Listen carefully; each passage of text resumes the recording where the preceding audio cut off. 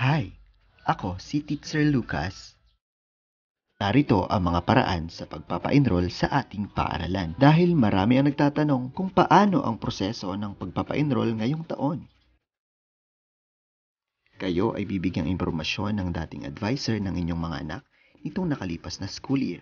Hindi pinapayagan ang face-to-face contact, kung kaya't kokontakin kayo sa pamamagitan ng texts, chats, and phone calls.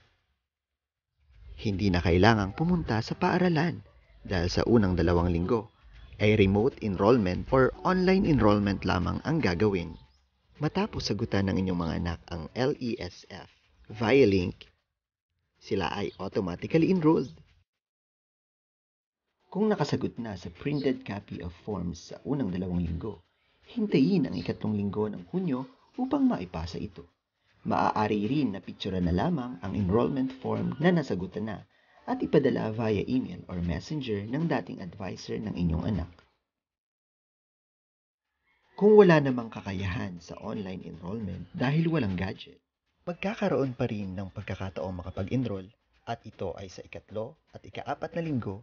Maaaring pumunta sa school o sa itinalagang lugar tulad ng barangay hall, mangyaring kumuha ng printed copy ng LESF na available na nakalagay sa drop boxes. Sa pagkuha ng form, mangyaring bigyang halaga ang social distancing at iba pang pamantayang pinatutupad ng ahensya ng gobyerno para sa pag-iwas sa COVID-19 pandemic. Sagutan ang form at ibalik ito kung saan ito kinuha.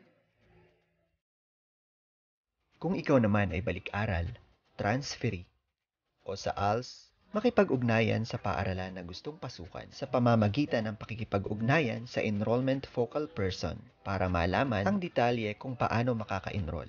Sundin ang sinasabi na focal person at sagutan ang form para makapag-enroll. Ano pang hinihintay nyo? Mag-enroll na sa paaralang sekundarya ng General Nakar.